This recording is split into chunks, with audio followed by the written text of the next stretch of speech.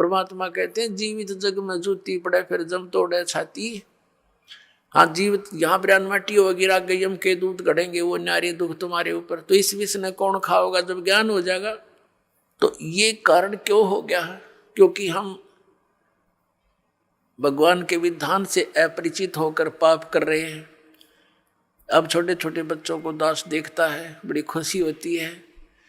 वो कहता जी मैंने ऐसे बेड़ी उठाकर दे दी गलती से, और रोता है मेरा नाम खंड हो गया। तो पुण्यात्मा, ये समाज तैयार होगा क्या? ये बच्चे बुराई करेंगे आगे चल के? ये ऐसा सोच समाज तैयार हो जाएगा, इनको देख देख और आदमी भी, दूसरे भी इनका अनुसरण करेंगे। छोटे छोटे बालक ऐसे नेक नीति से रह रहे हैं। एक छोटा सा बच्चा, उसको 100 का नोट मिल गया, गली में पड़ा था। आते उसने अपनी माँ को दिया कि वहाँ पड़ा था। उसकी माँ ने कहा नहीं बेटा, इसको हम नहीं प्रयोग करेंगे, इसको उठा के यहाँ दान पात्र में डाल दिया। तो और नहीं तो पहले तो जब ज्ञान ना होता, माँ सबसे पहले जेब में डाले। पहले तो बच्चा है ना घर लेकर आवा, कह पता नहीं कहाँ उड़ा, उसकी टॉफी खावे उड़न खवावे फिर। तो इस प्रकार परमात्मा के इस ज्ञान से ऐसे रंगे जाओगे आप, सपने में भी नहीं गलती कर सकते। और माया की आवश्यकता होगी तो भगवान दूर नहीं, ये सत्कर मान लेना। भगवान को किस लिए खोजते थे? हमें किस चीज़ की डिमांड हो, आगे धर देगा ठाका, आप कह सत्कर मान लेना। भगवान इसी को कहते हैं। ये कोई बालकों का खेल नहीं है। नहीं फिर क्यों ड्रामा करते हैं भक्ति की?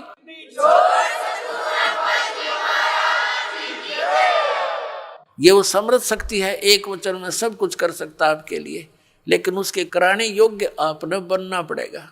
कहते हैं सतगुरु के दरबार में कमी काहे की ना, और अंसा मौज नहीं पा रहा तेरी चूक चाकरी में।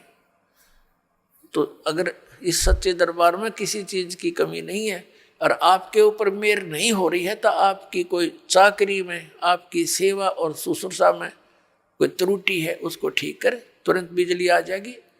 करंट आने के लिए, बिजली पावर आने के लिए हमने उस योग्य बनना पड़ता है, गुड कंडक्टर। तो बिजली आई सारे काम होंगे फिर तो जो उसके गुण हैं। तो उस बिजली को आने के योग्य बनाओ, और इसी तरीके से बनोगे आप, इस ज्ञान से, इस भक्ति से समर्पित हो जाओगे।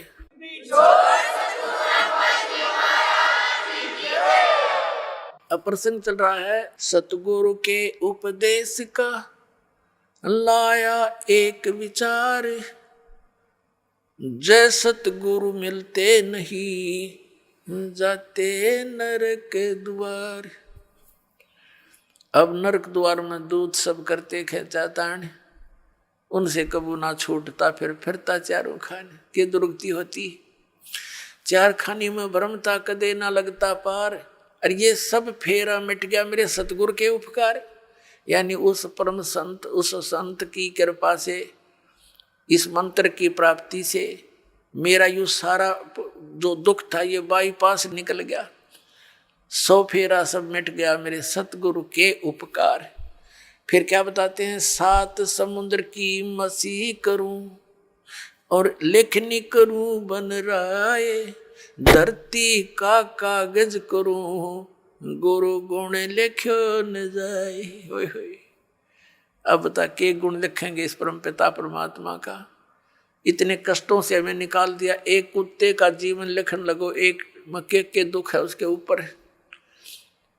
गर्मियों सर्दियों के दिन, सर्दी का मौसम, गली में पड़ा है। पहले वो कोठी में रहता था, एसी रूम में, बिना भक्ति के। देख कहाँ बना उसका प्लेटफार्म। फिर गली में बैठा है, सह परिवार लेटा है, कुतिया कुत्ते बनकर।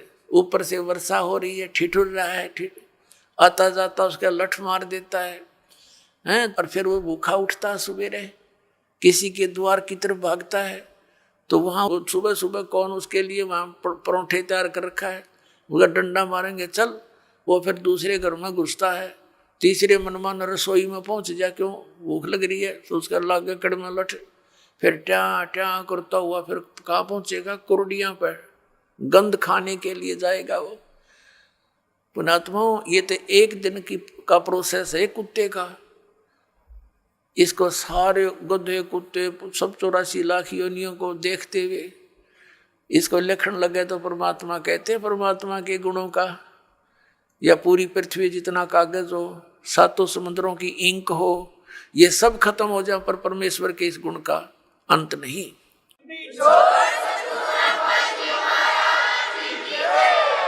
अब पुण्यात्मा परमात्मा बताते हैं, गुरु गोविंद कर जानियो रहियो शब्द समाए, मिले जब दंडवत बंदगी नहीं तो पल पल ध्यान लगावे। गुरु जी को गोविंद यानी परमात्मा तुल्य मानकर अपना इस भक्ति रूपी गेम को सफल करना। पुण्यात्मा परमात्मा जब आए थे वो स्वयं भगवान थे, और हम उनको ना पहचान कर हम एक सिंपल मैन मानते रहे। आशीर्वाद देते थे, लाभ भी होता था, लेकिन फिर वो जुलाहा दिखा करता, उन्हें भगवान दिखाई ना दिया। इस करके हम सारे रह गए यहीं पर 64 के 64 लाख। अब परमात्मा ने बताया कि गुरु को गोविंद समझकर, भगवान समझकर डील करो, ट्रीट करो उसको। जैसे ये दास तो भगवान नहीं है, लेकिन वो परमात्मा ऐसे ही दास की तरह रोल करके चले गए। वो भगवान थे और काल हमारी रोल मार गया नू। तो इसलिए परमात्मा ने कहा है कि गुरु जी को तुमने परमात्मा मानकर अपने इस भक्ति मार्ग को सफल करना होगा, ना कतई नहीं होगा ये तुम्हारा। जैसे गणित के अंदर एक ऋण का प्रश्न होता है, उसमें मूल धन ज्ञात करना होता है। उसके लिए मानना पड़ता है, मान लो मूल धन 100 रुपये। वो 100 रुपये मूल धन नहीं होता, मूल धन तो अरबों खरबों में होता है, करोड़ों में होता है। वो मूल धन अरबों करोड़ों वाला प्राप्त करने के लिए हमने 100 रुपये मूल धन मानना पड़ेगा। ये मजबूरी समझ लो, ये जरूरी समझो। इसके बिना वो मिल नहीं सकता। हमने जिस मूल धन की हम खोज कर रहे हैं और वो नहीं मिला तो हम फेल हो गए, नंबर 0 हमारे। तो गुरु जी को आप जी ने ये समझना पड़ेगा कि भगवान ही बैठे। जैसे हम परमात्मा के पास जाएंगे तो हम कैसे डील करेंगे उनको, जैसा इस दास को करोगे ये आपका स्वभाव बनेगा, यही भाव बना रहेगा। तो इस भाव और स्वभाव को हमने यहीं चेंज करके जाना पड़ेगा उसके दरबार में। और वहां जाकर फिर मन में 2 सटपट रहेगी तो फिर पटक देंगे उल्टे ठाके। वहां तो छालनी में गछाने जाओगे पुण्यात्मा, उड़प्पा, कोई किसी की गवाही की जरूरत को नहीं। तो इसलिए हमने परमात्मा बताते हैं, गुरु गोविंद कर जानियो रहियो शब्द समाए, यानी जो मंत्र दे दिया उसका जाप करते रहना।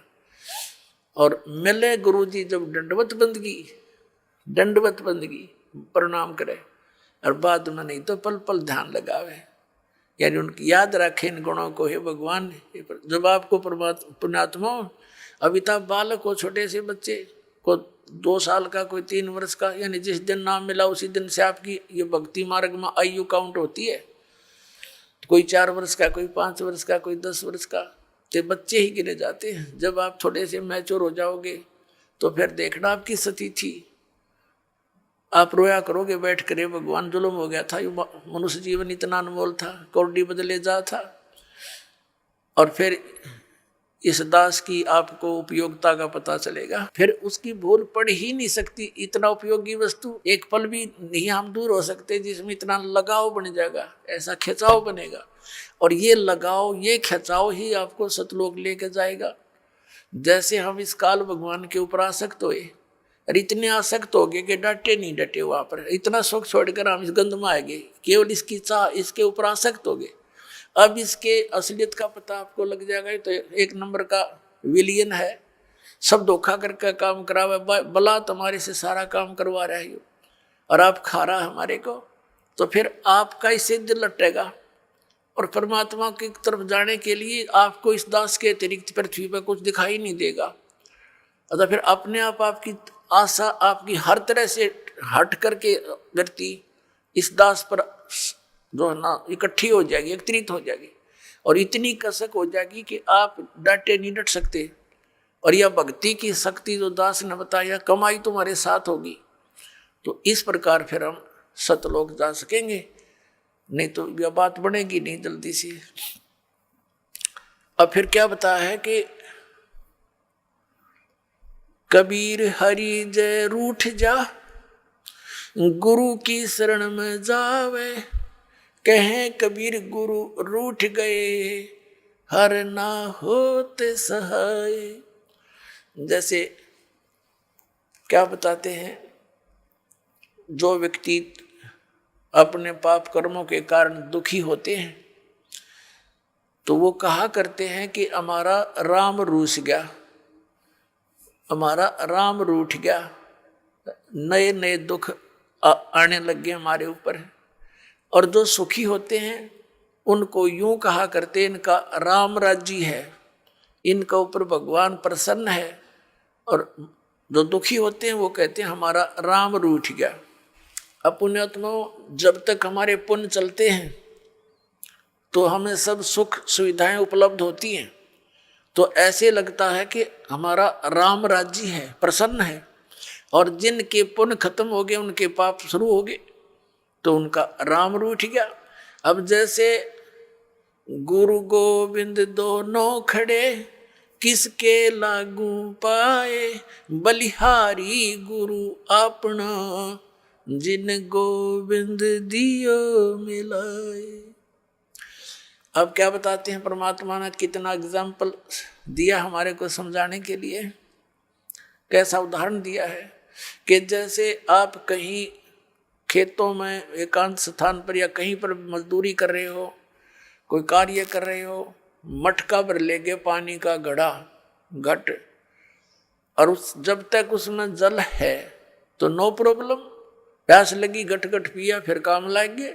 और जब वो घट यानी घड़े में पानी खत्म हो गया, जल खत्म हो गया, तो समस्या उत्पन्न हुई।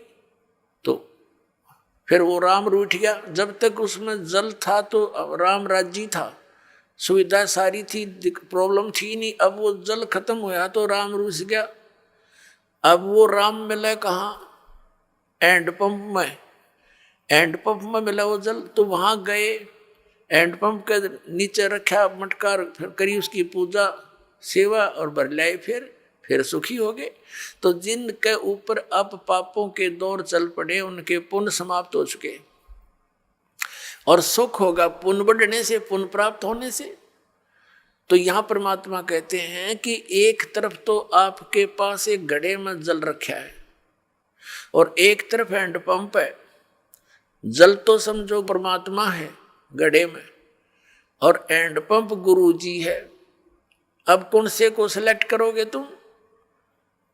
हैंडपंप को। हैंडपंप में तो कितना पानी निकाले, और मटका में जो जल है वो तो थोड़ी सी दिन, एक दिन भी पूरा ना निकाला मन माने पूरे परिवार का। तो यहां परमात्मा कहते हैं गुरु गोविंद दोनों खड़े, और किसके लागू पाए, बलिहारी गुरु अपना, जिन गोविंद दिया मिलाए। हैंडपंप बिना जल नहीं मिला। कबीर हरि जय रूठ जा, गुरु की शरण में जावे। कहें कबीर गुरु रूठ गए तो हरि ना होत सहाय। जैसे हैंडपंप खराब कर दिया आपने, उसकी केयर टेक करी नहीं, तो फिर जल कैसे मिलेगा? अब गुरु रूठ गया तो भगवान साथ नहीं देगा बिल्कुल भी। परमात्मा कहते मम संत मुझे जान मेरा ही स्वरूपम, मेरे संत को मुझे ही जान लेना, तब मैं तेरे निकट आऊंगा। नहीं तो परमात्मा ये सोचते हैं जैसे जैसा व्यवहार आप इस दास के साथ करते हो और जो सोच इस दास के प्रति रखते हो, तो परमात्मा ये वो करते हैं, निरीक्षण करते हैं, जांच करते हैं कि यदि इस दास के स्थान पर वो मालिक विराजमान होते तो आप जी ऐसा ही व्यवहार करते। क्योंकि परमात्मा एक धारणक रूप में रहा करते, ऐसी क्रिया करते थे जैसे आप जी करते हो। और वो शूद्र वर्ण में, जैसे महर्षि रामानंद पंडित जी बड़े विद्वान माने जाते थे, और परमात्मा उनको इस काल के जाल से निकालना चाहते थे। 5 वर्ष के बालक रूप में परमात्मा अपनी लीला में शरीर दिखा रहे थे। रामानंद जी का एक शिष्य था, उस शिष्य को परमात्मा ने एक प्रश्न किया था कि तुम विष्णु जी को सर्वेश्वर बताते हो, इनका तो जन्म मृत्यु होता है, पुराणों में ऐसा लिखा है। जिस बात से क्षुब्ध होकर के उस रामानंद जी के शिष्य ने परमेश्वर कबीर जी से कहा था, क्या तूने दीक्षा ले रखी है, तूने पुराणों का ज्ञान कहाँ से हुआ? परमात्मा ने कहा कबीर जी ने कि मैंने दीक्षा ले रखी है, गुरु बना रखा है, जो तेरा गुरु जी है वही मेरा गुरु जी है। उस समय केवल ब्राह्मणों को दीक्षा देते थे, उन्हीं को भक्ति का अधिकारी मानते थे, अन्य को तो टोटके टाटके बता कर उन महाराज जी रखा करते थे और कथा सुना सुना कर उनसे चंदा अपना वो लेते थे दान। इस बात से अक्षुब्ध होकर के तूने एक शूद्र होकर मेरे गुरु जी की बेइज्जती कर दी है, एक पंडित को अपना गुरु बताया है। रामानंद जी से कंप्लेंट की गई, कबीर परमात्मा को वहाँ बुला लिया गया। बहुत से श्रोता वहाँ विराजमान थे। रामानंद जी ने पहले तो प्रश्न उत्तर किए, तू कौन है, तेरा क्या नाम है? परमात्मा ने कहा था, सुन रामानंद, राम मैं, हम बावन नरसिंह। और फिर कहा था, ए स्वामी सृष्टा में सृष्टि हमारे तीर, दास गरीब अदर बसु मेरा मैं अवगत सत कबीर। रामानंद जी से कहा था कि ए रामानंद जी, मैं सारी सृष्टि का रचनहार हूँ और ऊपर सतलोक में रहता हूँ, मैं पूर्ण परमात्मा हूँ। इस बात से दुख मान गया रामानंद जी, बहुत सी गाली गलौज किया परमात्मा के प्रति कि तू नीच जात का है, छोटी जाति ऊंचा मुंह बातें करता है, तो कुजात है, तेरे माँ का पता ना पिता का पता नहीं कहाँ मिला था। इस तरह की ऊंची मंदी बातें कही और परमात्मा खुश होकर खड़े रहे, जैसे एक सुयोग्य शिष्य ने अपने गुरु जी के सामने चाहे वो कुछ भी बोले, वो कोई ऑब्जेक्शन, कोई दोष मन में नहीं आना चाहिए। ये रिहर्सल हमें बता कर गए थे परमात्मा। रामानंद जी गाली दे रहे हैं और परमात्मा खुश होकर खड़े कि आप जो कहो सिर उधारिए, लेकिन मैं हूँ वही जो आपको दास ने बताया, वह परमात्मा हूँ। रामानंद जी का नहीं यकीन हुआ, वो बीच में पूजा करने लग गया कि रुक जा थोड़ी देर। बीच में पर्दा लगा दिया कि मैं शूद्रों के दर्शन भी नहीं करता, ये दिखाने के लिए। और झोपड़ी के अंदर बैठकर एक पूजा करने लगा, जैसे भगवान विष्णु की काल्पनिक मूर्ति बनाई। ये शालिग्राम की पूजा ऐसे करते थे जैसे विष्णु जी की मूर्ति को, श्री कृष्ण की मूर्ति को नवाते गंगा जल से, फिर उनको साफ कपड़े पहनाते, छोटे छोटे कपड़े बनवा रखे होते। तो ऐसे वो कल्पना से कर रहा था, कोई ओरिजिनल वस्तु नहीं थी अंदर। और वो क्या करते हैं कि सब कपड़ों को उतार कर भगवान के सब नवा धोवा के फिर धोती बांध देते हैं, कुर्ता बना देते हैं, तिलक लगा देते हैं, मुकुट रखते हैं और साथ में कंठी की माला भी, एक कंठी भी डालते हैं, जो वैष्णव साधुओं की पहचान होती है। तुलसी के एक मनिए की, एक ही मन का होता डोरी में। अब मुकुट रख दिया, उस दिन माला डालनी भूल गए रामानंद जी। और रामानंद जी ने सोची आज तो बात बिगड़ गई भाई, माला डालनी भूल गए, लेकिन उस दिन जो कर्म कांड के अंदर मुकुट रख दिया तो मुकुट उतारा नहीं जा सकता, पूजा खंडित मानी जाती है उस कर्म कांड के अंदर। और यदि पूरा श्रृंगार नहीं हुआ, कंठी नहीं डली, तो भी पूजा खंडित, इनकम्प्लीट रह गई। तो रामानंद जी ने सोचा इस मुकुट के ऊपर से डाल देता हूं। वो मुकुट में फंस गई, अंदर नहीं जा रही है।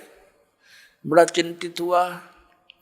पुण्यात्मा भगत ही होते हैं, ठीक अवस्था डले ढो रहे हैं, लेकिन भक्ति के लक्षण उनमें विद्यमान रहते हैं। बहुत दुखी हो गया रामानंद, हे भगवान आज मेरे से की गलती बन गई। इतने जीवन में 104 वर्ष का हो गया, 16 वर्ष की आयु में लगा था आपके चरणों में, आज तक ऐसी भूल नहीं बनी थी। हे परमात्मा कोई गलती हो तो माफ करना। बाहर खड़े भगवान कबीर साहब बोलते हैं कि स्वामी जी इस माला की गांठ खोल लो या गुंडी खोल के और फिर गले में डाल दो, मुकुट उतारना नहीं पड़ेगा आपको। अपने आत्माओं, एक छोटा सा बालक और शूद्र वर्ण में जुलाहे जाति में, और जिन जुलाहों को शूद्रों को वो ब्राह्मण लोग छूने भी नहीं देते थे, अपने शरीर से दूर 10 कदम दूर रखते थे। अब इसको ब्राह्मण कहते हैं। ब्राह्मण सो जो ब्रह्म पहचाने, जो भगवान को पहचान ले वो ब्राह्मण है, ना तो सूखे डले डोहे प्राणी। अब जब रामानंद ब्राह्मण ने देखा कि ये कबीर, ये तो परमात्मा खड़े हैं जिसने मेरे मन की बात बता दी, मैं तो कोई कल्पना कर रहा था, मन में सोच ही रहा था, मेरे मन की बात बता दी। अब वो पर्दा दिया फेंक, और सामने हजारों की संख्या में ब्राह्मण दर्शक बैठे कि आज कबीर की पिटाई होगी और रामानंद जी कहेगा कि मैंने इसको दीक्षा नहीं दी, ये झूठ बोलता है। रामानंद जी ने देखा बाहर के पूरा ब्राह्मण वर्ग समाज खड़ा है और उधर एक भगवान खड़ा है सुंदर रूप में। तो कहते परमात्मा कहते हैं वक्त पड़े सौदा करे और बाढ़ में जाओ युग थोथा ज्ञान। उसी समय उस बालक की को ऐसे अपने सीने से लगा दिया परमात्मा को रामानंद जी ने। बोलो सतगुरुदेव की।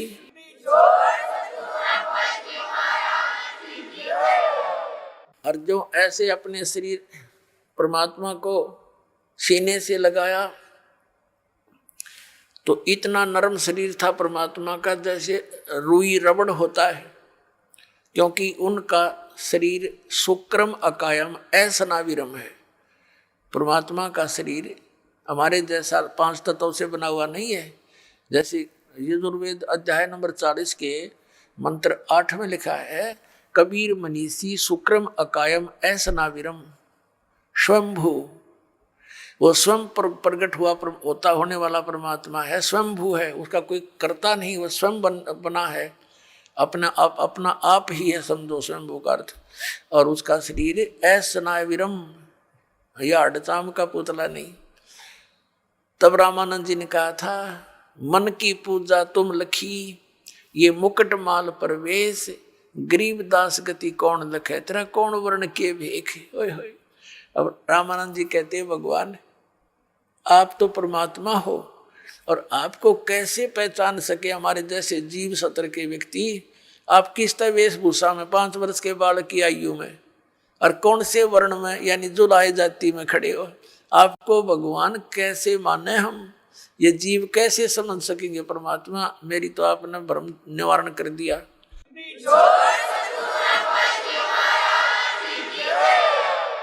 मन की पूजा तुम लखी और मुकुट माल परवेश। गरीबदास जी ने अपनी अमृतवाणी में आंखों देखा ये सब चित्रण। रामानंद जी कहने लगे, गरीबदास गति कौन लखे, तेरा कौन वर्ण के भेख, किस वेशभूषा में और किस जाति में आप खड़े हो भगवान, आपको कैसे पहचाने। फिर परमात्मा ने कहा, स्वामी जी भक्ति करो, आप जो साधना कर रहे हो ये मोक्ष मार्ग नहीं है, इससे जन्म मरण का रोग नहीं कटेगा। प्रसंग चला था, जा सतगुरु की मैं बलिहारी, जो जामन मरण मिटाई। जा सतगुरु की मैं बलिहारी, जो जामन मरण मिटावे, जन्म मरण मिटा दे। तो रामानंद जी ने कहा, बच्चा मैंने तो आज तक जिससे भी ज्ञान सुना है, स्वर्ग से ऊपर कोई भगवान कोई स्थान नहीं, और श्री कृष्ण और विष्णु से ऊपर भगवान और शंकर से ऊपर मैंने भगवान नहीं सुना। अब इनकी पूजा छोड़कर मैं और की पूजा कैसे करूं, कैसे विश्वास करूं। बालक तेरे पे मैंने 104 वर्ष का वर्द हो गया। अब आप जो बताने जा रहे हो कि परमात्मा और है, क्योंकि परमेश्वर कबीर जी ने सारा कुछ बताया। आपकी गीता जी में लिखा है 18वें अध्याय के 62वें श्लोक में, 18वें अध्याय के 66वें श्लोक में आपका गीता ज्ञानदाता कहता कि तू सर्वधर्मान परित्यज माम एकम शरणम व्रज, तो सर्व भाव से उस परमेश्वर की शरण में जा, उसी की कृपा से तू परम शांति को प्राप्त हो। अब उनको कंठस्थ याद थे, ब्राह्मण थे, वो तो सारी याद थी, पूरी गीता कंठस्थ याद थी, सब श्लोक याद थे। तो रामानंद जी ने कहा कि भगवान हम तो इसका व्रज का अर्थ उल्टा ही लगाए बैठे थे। तो परमात्मा ने कहा अब उल्टा कर लो, क्योंकि गाड़ी को उल्टा डाल ले तो चले नहीं, गाड़ी को सीधा ही खड़ा करना पड़ेगा। परमात्मा ने कहा कि उसकी शरण में जाने के लिए जो साधना है वो 17वें अध्याय के 23वें श्लोक में लिखा। ये तत् और सत मेरे पास है, ये मंत्र कबीर साहब ने कहा था रामानंद जी को। ओम तो सार्वजनिक है ही। तब रामानंद जी ने कहा कि देख बच्चा, मैंने सारी उम्र खो दी इसी भक्ति में, अब कहीं मैं घर का रहूं ना घाट का। 104 वर्ष का बूढ़ा हो गया, आप साधना बताओ, कहीं प्रमाण दिखाई देता नहीं। ठीक है, ये गीता जी का मंत्र तो मैंने याद है, ओम तत्सत, लेकिन ये सब कुछ देख कर भी विश्वास नहीं हो पा रहा मुझे। तो परमात्मा कहने लगे कि हमारी बात पर जो विश्वास करेगा तो उसको हम प्रमाण भी दिखा देंगे। रामानंद जी ने कहा, देखो मैं 16 साल की उम्र से लगा था, 16 वर्ष की आयु से, और आज तक मैं यही साधना करता हूँ। मैंने पूरा शरीर अपना साध रखा है, समाधिस्थ भी होता हूँ। परमात्मा ने कहा, आप समाधिस्थ हो कि कहाँ तक पहुँचते हो समाधि में? अब वो समाधिस्थ हो गया, अभ्यास था डेली का, योग युक्त होने का, एकदम समाधिस्थ हो गए। समाधि क्या है? सपना सा होया करता है, सपना सा। एक ऐसी स्थिति आ जाती है कि वो भूल जाता है मैं कहाँ बैठा हूँ, और ऊपर के जो साजबाज दिखाई देना शुरू कर देता है। तो परमात्मा उनके साथ साथ जा रहे हैं। रामानंद जी पहुंच गए, आगे त्रिकुटी पर पहुंच जाता प्राणी। ये ओम नाम के जाप का साधक त्रिकुटी पर जाता। वैसे भी जो अन्य साधना करते हैं वो भी जो धर्मी पुरुष होते हैं वो सीधे त्रिकुटी पर ही पहुंचते हैं। वहां से फिर 3 रास्ते बन जाते हैं। तो परमात्मा ने कहा कि यहाँ आगे कहाँ जाओगे स्वामी जी? समाधि दशा में बातें हो रही जैसे स्वप्न में होते हैं। अब रामानंद जी कहता कि मुझे पता नहीं, मैं तो यहीं तक पहुंच पाता हूँ। तो परमात्मा ने कहा कि ये जो लेफ्ट साइड का रास्ता है ना, ये जाता पहले धर्मराज के दरबार में। ये पूरी न सोच ले सेक्रेटरीएट है ये पूरा। जब आपकी मृत्यु होगी तभी जा सकोगे, आगे पहले नहीं जा सकते वहाँ। तो वहाँ आपका अकाउंट होगा, आपने जिस भी देव की पूजा कर रखी है उसी के लोक में आपको भेज दिया जाएगा। तो ऐसे ही सबका अकाउंट यहाँ होकर के फिर उन अन्य स्थानों पर भेजा जाता है। राइट साइड के अंदर ये 88,000 खेड़े हैं और ये दूसरे टाइप के व्यक्ति इधर भेजे जाते हैं। और सामने जो है ये ब्रह्मरंध्र है, सामने का जो है ये तुम्हारे किसी मंत्र से नहीं खुल सकता, ये ब्रह्मलोक को जाता है। आपके पास जो मंत्र हैं आप जाप करते हो, ओम नमः शिवाय या ओम भगवते वासुदेव या हरे राम कृष्ण राधे श्याम, इन करके जाप देख लो आप। रामानंद जी ने सारा कुछ कर लिया लेकिन वो गेट नहीं खुला। तो परमात्मा ने कहा मैं खोलूं मेरे सतनाम से? परमात्मा ने कहा देख मैं सिमरण करता हूँ सतनाम का। वो तो मालिक थे, सिमरण किया, एकदम सामने का गेट न पट दे ही खुल गया। अका जाए मेरे साथ। उनके अब अंदर जाते ही ऑटोमेटिक ही फिल्म बंद हो गया।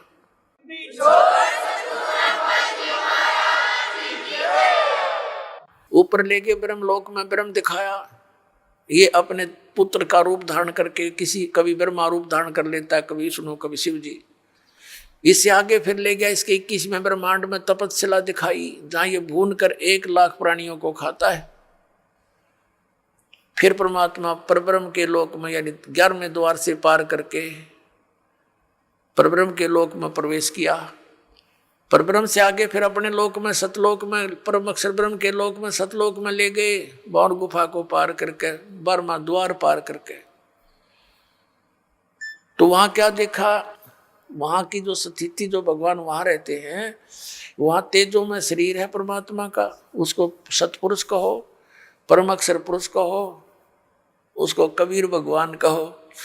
तो सतपुरुष के एक रोमकूप में करोड़ सूर्य मिला दे, करोड़ चंद्रमा ऐसी रोशनी है उस परमात्मा की, उससे भी तेज है। और नीचे से जो कबीर साहब गए थे 5 वर्ष के बालक की आयु में, वहाँ चंवर उठा कर अपने दूसरे रूप पर चंवर करने लगे।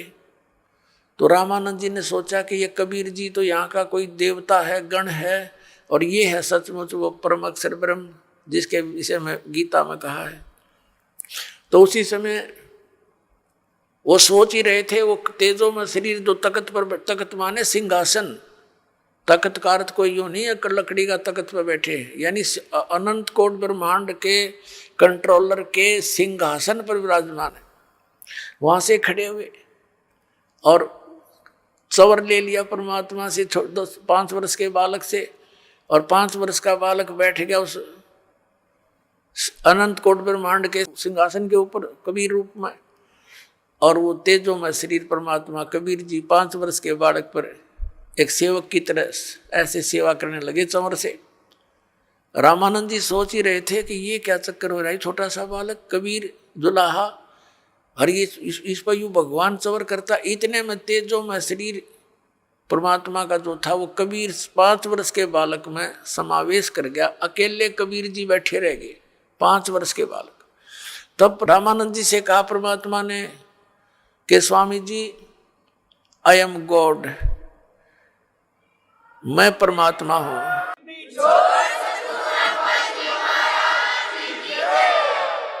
और तुम मेरे बच्चे हो, वहां काल के जाल में हो, देख झांक कर उस नरक में जहां तुम रह रहे हो। रामानंद जी ने नीचे देखा तो तेरे की यहाँ तो ऐसे दिखे जैसे कीड़े मकोड़े चल रहे होते इस नरक में।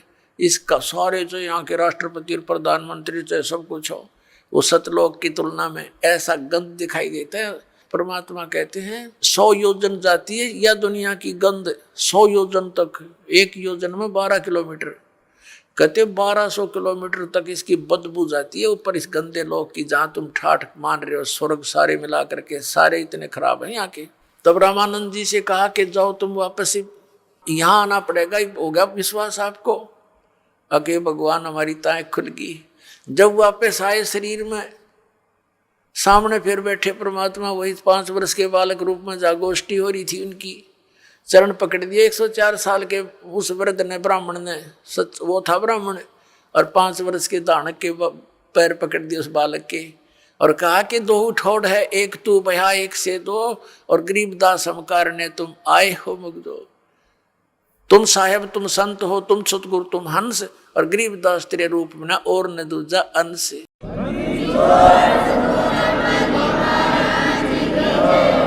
सत्संग के अंदर ज्ञान कराया जाता है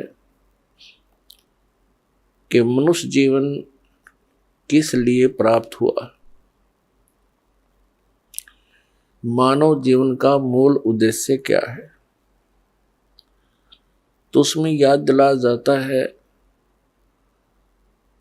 कि महापुरुषों की वाणी प्रमाण के अंदर ली जाती है, और वो अमर वाणी जो परमात्मा स्वयं आकर के यथार्थ ज्ञान हमें सुनाते हैं, जिसको गीता जी अध्याय नंबर 4 के श्लोक 32 में सच्चिदानंद घन ब्रह्म की वाणी कहा है, कबीर वाणी कहा है।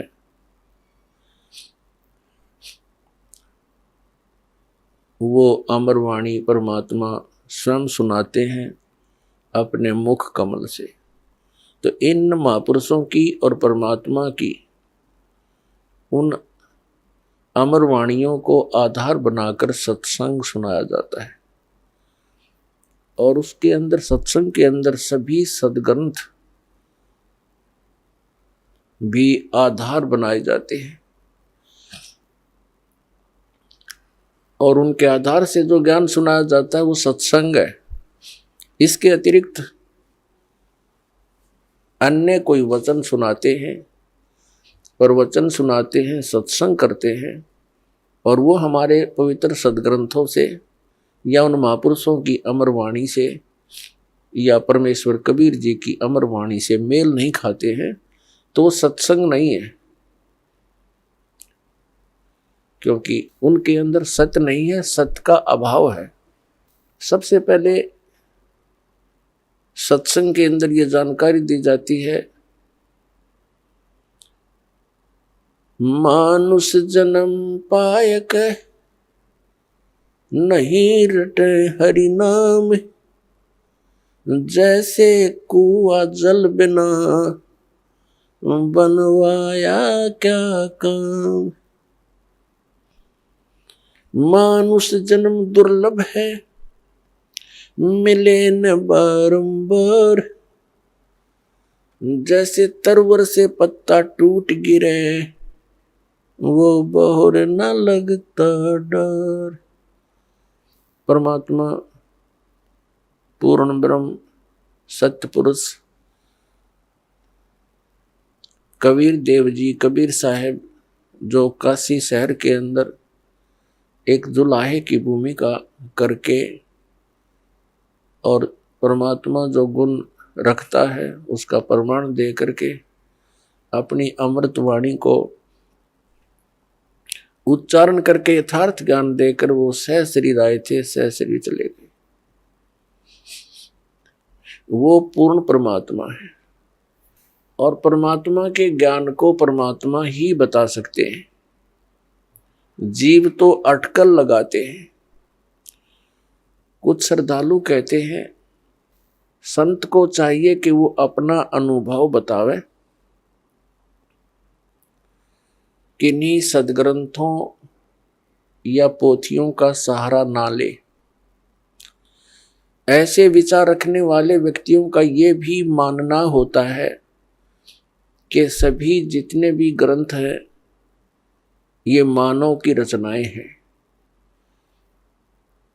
उनका अपना अनुभव है।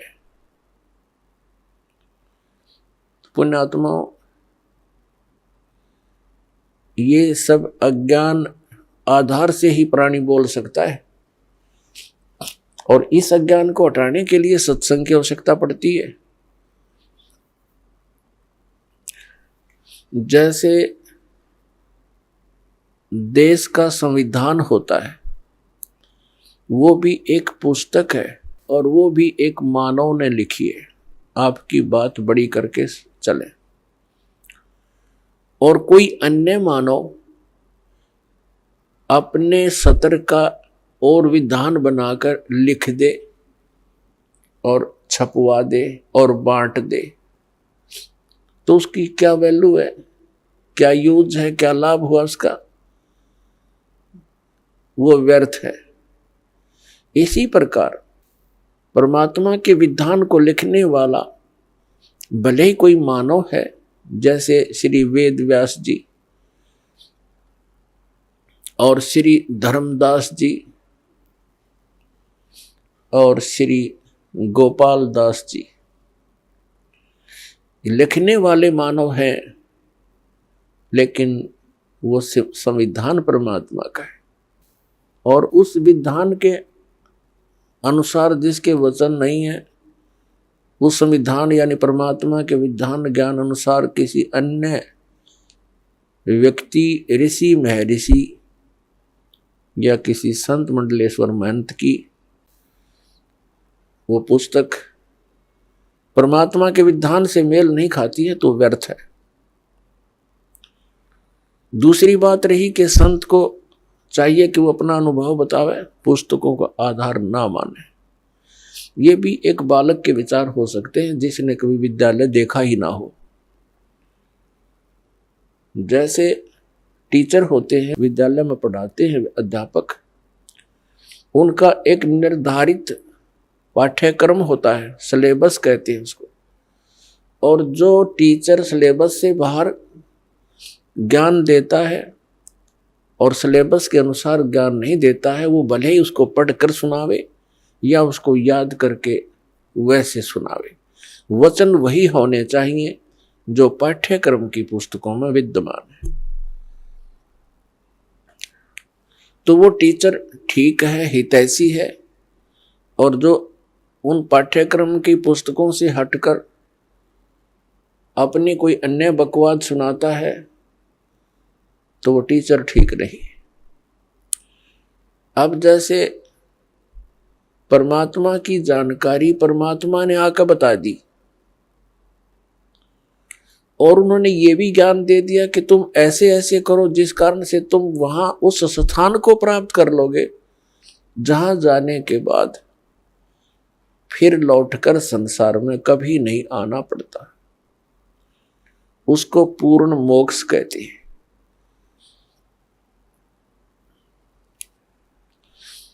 अब कोई कहते हैं कि भगवान के दर्शन हो जाए तो कल्याण हो जाता है।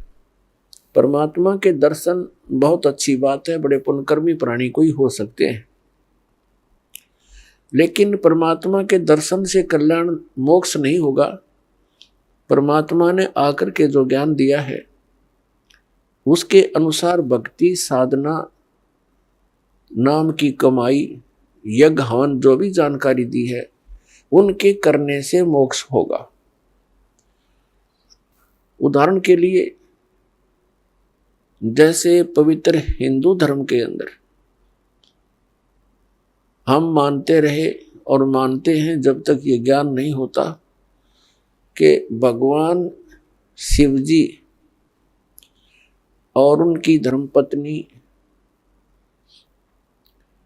पार्वती जी इकट्ठे ही रहते थे एक ही परिवार में, और सबसे ज्यादा दर्शन पार्वती ही किया करती थी, लेकिन कल्याण नहीं हुआ। कल्याण हुआ उसका जब उनको भगवान शिव ने वो मंत्र दिया और पार्वती जी ने जाप किया, तब उनका उतना कल्याण हुआ जितना भगवान शंकर जी के द्वारा दिए गए मंत्र से होना है। लेकिन वो कंप्लीट मोक्ष नहीं है। फिर भी जो विषय है उसी से चलते हैं।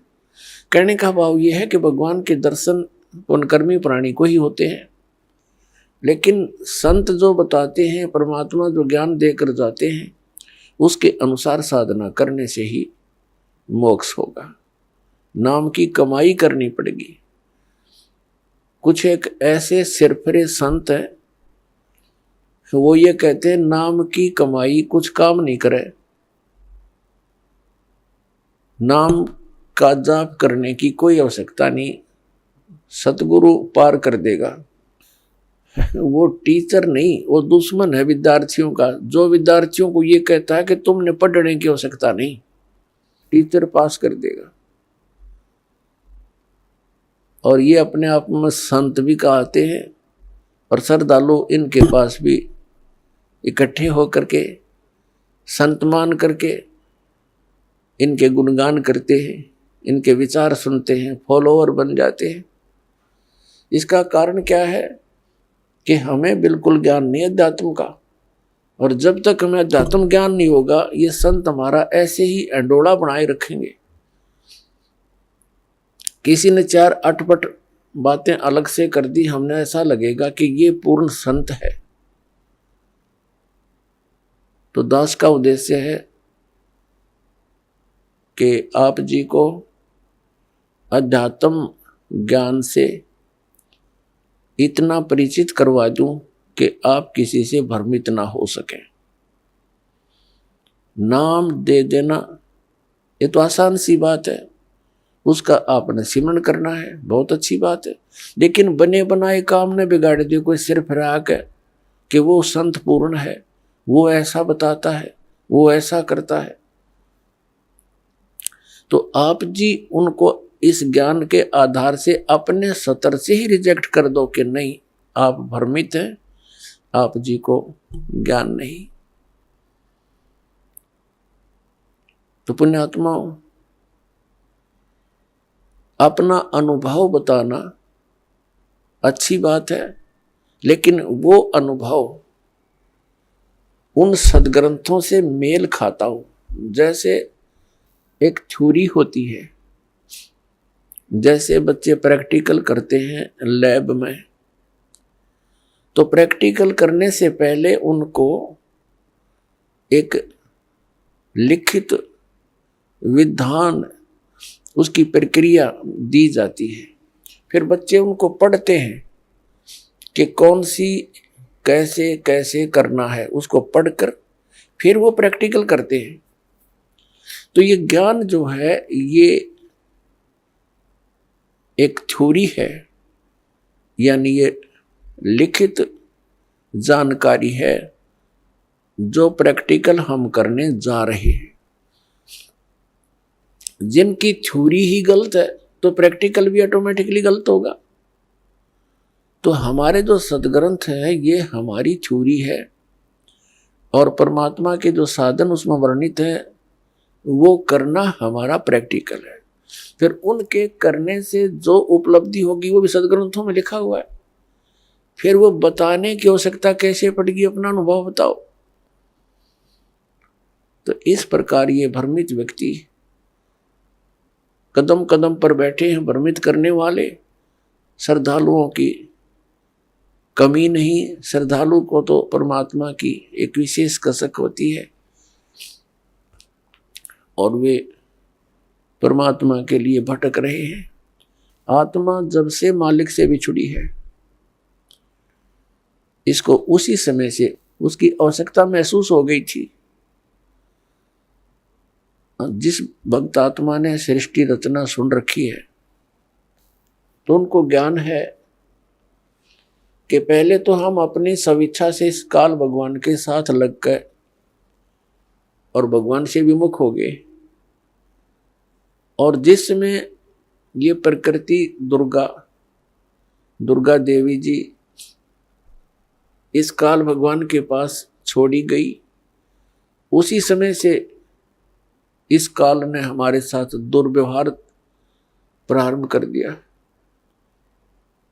और उसी दिन से और आज तक हमें सिवाय परेशानी के कुछ नहीं मिला। तो उसी समय इसको महसूस हो गया था, इस दुर्गा को पुकार की थी, भगवान मुझे बचा ले।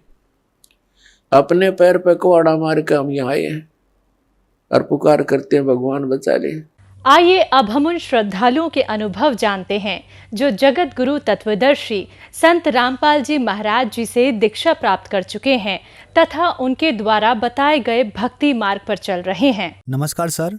नमस्कार सर। सर क्या नाम है आपका? जी आस्करण टोंडे सर। सर कहाँ से हैं आप? मैं जिला गिरिबंद छत्तीसगढ़ से हूँ सर। संत रामपाल जी महाराज से नाम दीक्षा आपने कब ली? सर अगस्त 2019। आस्करण जी, आपने क्या क्या भक्ति साधनाएं की हैं अभी तक? जो चल रहा था, जैसे कि दुर्गा जी का आया तो हम लोग दुर्गा उपास रह जाते थे 9 दिन तक के। गणेश जी आए तो गणेश जी का पूजा पाठ करते थे और घर में जैसे कि जो देवी देवता है उसकी पूजा करते थे ऐसे। और ज़्यादा मैं काली जी की पूजा करता था, काली जी को ज़्यादा मानता था। तो ऐसे भक्ति कर रहे थे सर। जो सांसारिक जो चल रहा था अपना देवी देवता का जो पूजा पाठ है वो भक्ति कर रहे थे सर। आस्करण जी, जैसे कि आपने बताया कि आप भक्ति साधनाएं कर ही रहे थे, तो फिर क्या कारण बना कि आप संत रामपाल जी महाराज जी की शरण में गए? जी सर, ये संत रामपाल जी महाराज के शरण में ऐसे आया सर कि देख रहा था सर, संत रामपाल जी महाराज का निःशुल्क पुस्तक वाला देखा सर कि यहाँ आध्यात्मिक पुस्तक निःशुल्क में मंगाई जाती है करके।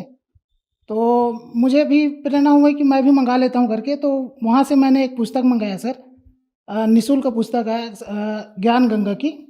फिर ज्ञान गंगा का पुस्तक पढ़ा सर, तो उसमें लिखा था, जब वो पूरा पढ़ा सर तो समझ में आया कि तो हम तो फिर गीता जी के अनुसार जो बोल रहे भक्ति वो तो कर ही नहीं रहे।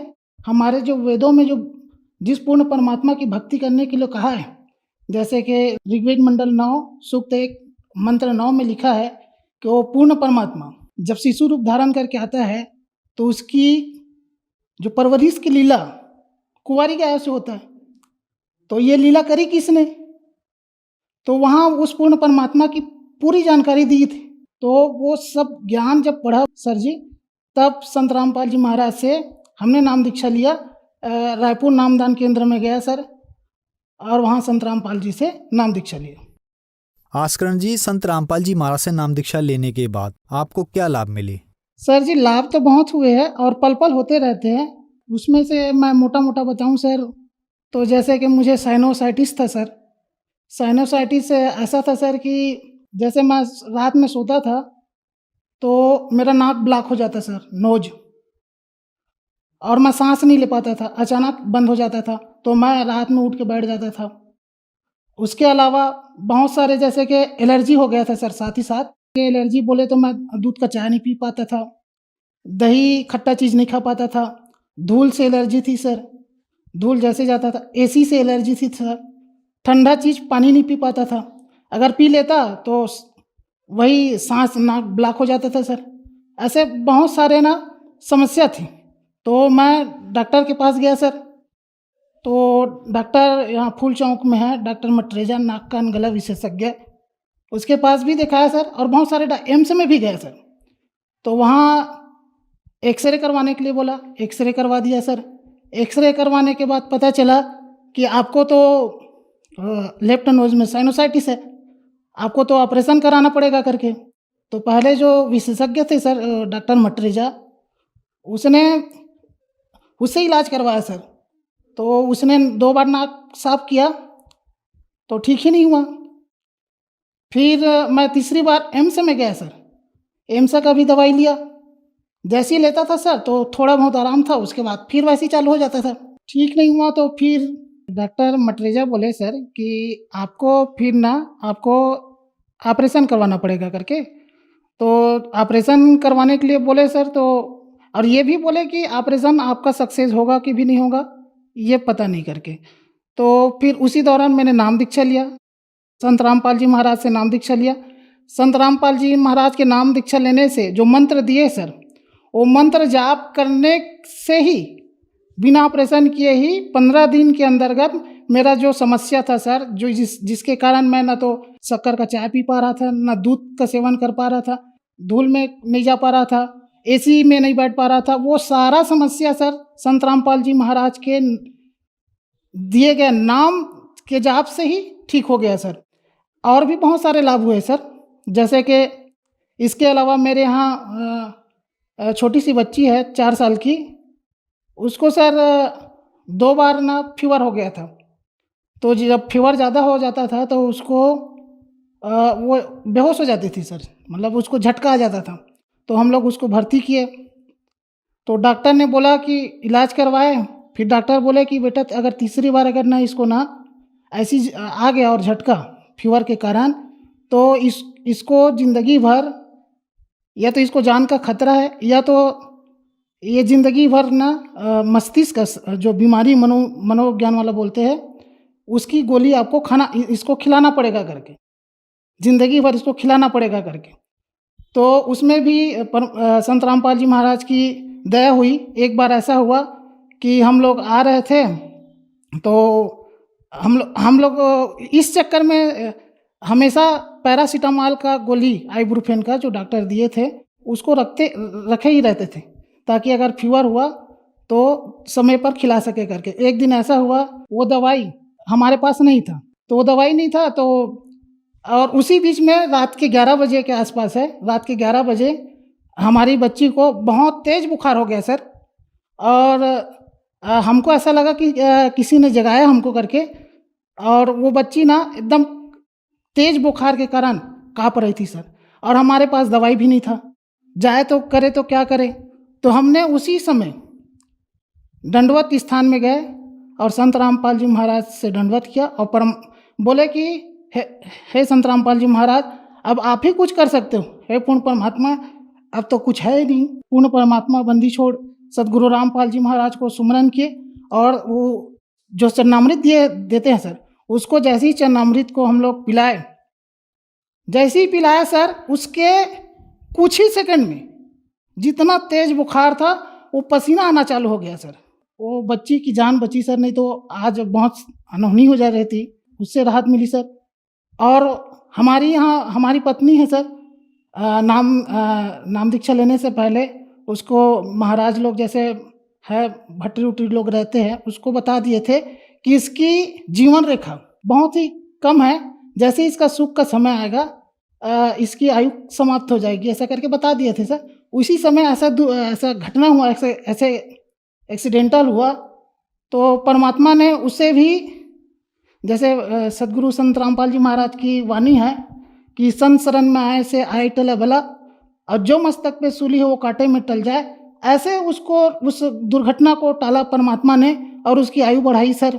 और क्या बताऊं सर, बहुत सारे ऐसे चमत्कार होते रहते हैं परमात्मा की दया से। एक बार हमारी अभी 1 महीना पहले की बात है, हमारे छोटे बच्चे 4 साल के हैं सर, तो वो ऐसे खेलते खेलते टहलते जा रहे थे, तो अचानक उसका पैर स्लिप हो गया। जैसे ही पैर स्लिप हुआ तो आगे से एक बाइक सवार आ रहे थे, और अचानक से स्लिप हुआ सर, तो वो संभाल नहीं पाए, तो उसके पैर वो आगे चक्का में जो बाइक है उसके में आ गया सर आगे। तो परमात्मा की ऐसी रजा हुई, संत रामपाल जी महाराज की ऐसी रजा हुई कि तुरंत वो गाड़ी का ब्रेक ऐसे लग गया, आंखों देखा हाल है सर। परमात्मा अगर संत रामपाल जी महाराज के शरण में नहीं होते तो आज मेरे बच्चे का एक्सीडेंट हो जाता सर, और वो पैर टूट जा रहता। वहाँ भी हमको राहत मिली। परमात्मा पल पल में साथ देते हैं सर। सर जी, मैं एक और बताना चाहूँगा, जैसे मेरे यहाँ सासू माँ है, उसको कैंसर था सर। तो उसको कैंसर था, और वो कैंसर इतना बढ़ गया था सर कि डॉक्टरों ने बोल दिया था कि उसे कीमोथेरेपी देना पड़ेगा करके। जब कीमोथेरेपी देना पड़ेगा करके बोले, तो वो घबरा गई सर, और गुरुजी से, संत रामपाल जी महाराज से प्रार्थना लगाए। प्रार्थना में ये बोले कि भक्ति करो बेटा, परमात्मा सब ठीक करेंगे करके।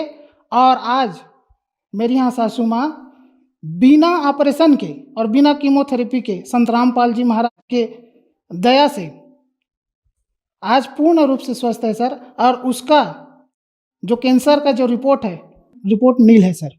ये भी लाभ हुआ सर। आस्करण जी, सुनने में आता है कि जो भी श्रद्धालु संत रामपाल जी महाराज से नाम दीक्षा लेते हैं उनका नशा छूट जाता है। तो क्या आप भी नशा करते थे, और क्या संत रामपाल जी महाराज से नाम दीक्षा लेने के बाद आप नशा छोड़ पाए? जी सर, नशा उशा करता था सर। जो जैसे कि अपन जो दारू वगैरह है, तो दास की नौकरी स्वास्थ्य विभाग में है, तो नौकरी करते करते करते नशा का भी आदी हो गया था सर, संगत के चक्कर में। और मांस का सेवन तो बहुत करता था सर, तो उससे भी, नशा से भी छुटकारा मिला सर। आस्करण जी, जैसे कि आपने बताया कि आप एक गंभीर बीमारी से पीड़ित थे, आपने विशेषज्ञों को भी दिखाया और एम्स में भी दिखाया। एम्स में भी आपको बता दिया कि आपको इसका ऑपरेशन कराना पड़ेगा, लेकिन संत रामपाल जी महाराज से नाम दीक्षा लेने के बाद ना तो आपने कोई ऑपरेशन कराया, ना इस बीमारी की कोई दवा खाई, और आप ठीक हो गए। तो सर, ऐसा कैसे संभव हो रहा है जहाँ एम्स जैसे बड़े बड़े हॉस्पिटल से निराश व्यक्ति संत रामपाल जी महाराज से नाम दीक्षा लेते हैं और वो ठीक हो जाते हैं? जी सर, ये संत रामपाल जी महाराज द्वारा जो दिए गए शास्त्र अनुकूल जो मंत्र है सर, उसकी शक्ति से ये हो रहा है। आस्करण जी, जो दर्शक आज आपको हमारे टीवी चैनल्स पर देख रहे हैं और वो भी किसी न किसी बीमारी से ग्रस्त हैं, उनके लिए आप क्या कहना चाहेंगे? जी सर, ऐसे भक्तों के लिए तो एक ही प्रार्थना है कि संत रामपाल जी महाराज द्वारा लिखित पुस्तक जीने की राह है, ज्ञान गंगा है, ये निःशुल्क मंगाए, या किसी भगत जी से प्राप्त करके आप उसे पढ़िए, ज्ञान को समझिए, अपने शास्त्रों से मिलाइए, और शास्त्रों से मिलाने के बाद आप ये संत रामपाल जी से नाम दीक्षा लीजिए। जितने लाइलाज बीमारी हैं, और जितने ऐसे जो समाज में जो भक्त है, भाई है, जो ऐसे बीमारियों से ग्रस्त है, जो लाइलाज बीमारी से ग्रस्त है, उससे मेरा हाथ जोड़कर प्रार्थना है, निवेदन है कि आप संत रामपाल जी महाराज का सत्संग सुने, पुस्तक पढ़े, और उसे मिलान करने के बाद आप संत रामपाल जी से नाम उपदेश ले।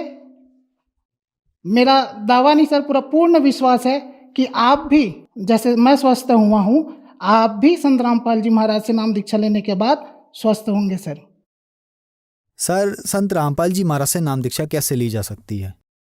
जी, संत रामपाल जी महाराज से नाम दीक्षा ऐसे ली जा सकती है सर कि बहुत से राष्ट्रीय और अंतर्राष्ट्रीय चैनलों पे, टीवी चैनलों पे संत रामपाल जी महाराज का सत्संग चलता है। उस पर पट्टी चलती है सर। आश्रम का जो नंबर रहता है, उस नंबर को आप लगाएंगे सर, फ़ोन करेंगे तो वहाँ आपको नज़दीकी जो नामदान केंद्र है, आज संत रामपाल जी महाराज की दया से पूरे विश्व में 500 नामदान केंद्र खुल चुके हैं सर। तो वहाँ आपके नज़दीकी जो नामदान केंद्र है उसका पता बताएंगे सर, और आप आसानी से नामदान ले सकते हैं। निःशुल्क नामदान की व्यवस्था की जाती है सर। धन्यवाद सर। जी, सच साहब।